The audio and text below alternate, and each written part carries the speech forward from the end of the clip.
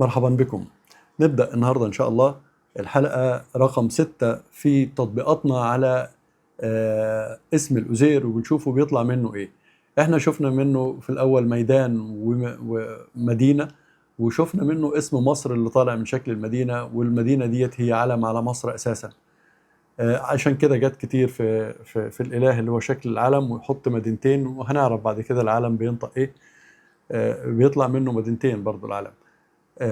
وكانوا بيسموها الإله المحلي، وما علينا يعني. احنا كنا شرحناها في حلقات مطولة، لكن أنا راجع أعمل تاني تفصيلات معينة كده عشان المتابعين معانا يبقى عندهم تفصيلات بسيطة ودقيقة وسريعة. عموما هو هنتكلم النهاردة في تفصيلة حطها في المخصص. يعني المخصص هو اللي كان بياخدك الاتجاه اللي هو عايزه. لما حط المخصص بشكل الوديان اللي شفناه المرة اللي فاتت أو الصحراء، خدك بأن الوديان ديت هي راحة برضو لاسم مصر. يعني حط الوديان على اسم مصر، قال لك أن مصر عبارة عن مجموعة من الوديان، وادي وادي وادي وادي. لما أو صحراء، مش مقتنع أنا بالصحراء قوي، لأن الصحراء مش علامة على مصر، لكن الوديان علامة على مصر. لما حط هنا بتاع الضفتين، هل الضفتين يمثلوا مصر؟ وهل الضفتين ممكن يقروا مصر من داخل اسم الأزير؟ يعني هل اسم الأزير أرى الضفتين؟ نشوفه مع بعض. هل اسم الأزير أرى مصر؟ هنشوفه مع بعض، نتابع كده ونشوف. عموما هنا بس في الأول مش عايزين ننسى أبدا الأبجدية. أنا مثبت الاسم هنا الأزير، أسمي أو هذا أوزير، ده حرف الهمزة، وده الواو المربع، وزي ده ازاي، وده الياء وده الراء. وقلنا ان الحروف البينيه لشكل الفم اذا احتاجناها بننطقها، ما احتاجناهاش ما بننطقهاش. هي غالبا في الاسماء ممكن تيجي ممكن ما تجيش، لكن في الافعال يعمل وعمل وكده، في الافعال غالبا بتبقى نطقه. يعني الحروف البينيه ديت في الاسماء احيانا تيجي احيانا ما تجيش، مش دي القضيه يعني. يعني ممكن نقول ابرام، ابراهيم، كده ممكن. يعني الاسماء المد البينيه حتى في نص القران نفسه مثلا ممكن تبقى موجود الياء او مش موجود. يعني ايه؟ يعني ايه؟ يعني مثلا في سورة البقرة ابراهيم بدون ياء، ابراهيم ه ميم على طول، ابراهيم، ابراهام. ابرام في كتير من اللغات، وابراهيم في بقية القرآن. البقرة مختلفة شوية عن بقية القرآن، ده بتتبع الاسماء يعني. فهل حرف المد في الاسماء ممكن يلتزم او ما يلتزمش؟ قد يكون.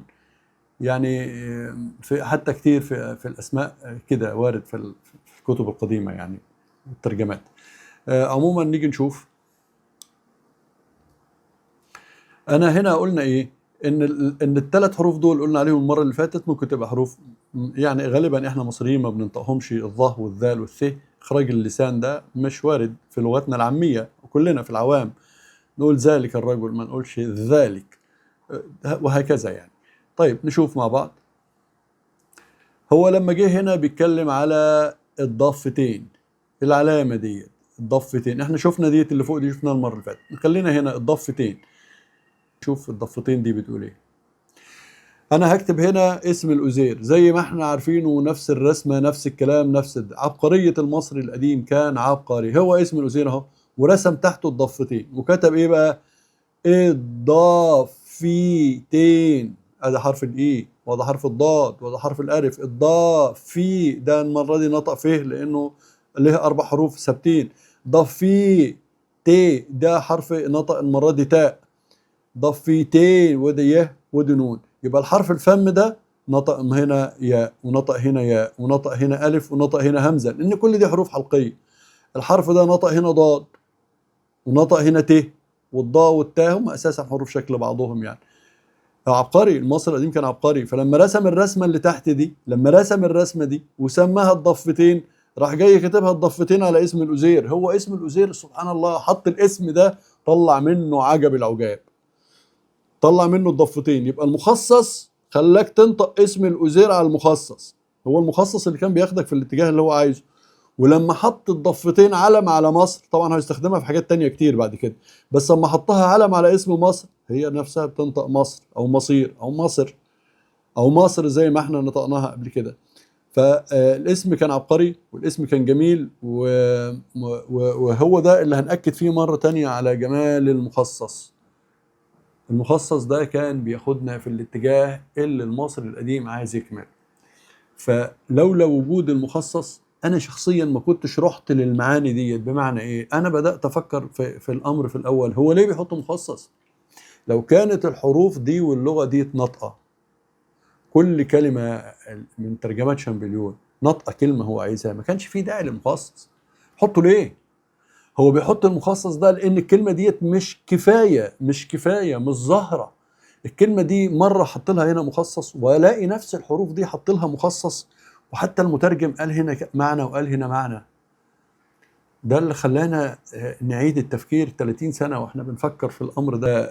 هل ده هيوفي الموضوع؟ وهنكون احنا لما نخلص مجموعه الرسومات هل هنكون قصاد فهم جميل ورائع لعبقرية المصري القديم؟ قد ايه هو كان عبقري، قد ايه حط أبجدية مرنة تخليه بالمخصص ياخدك في الاتجاه اللي هو عايزه بجمال رائع.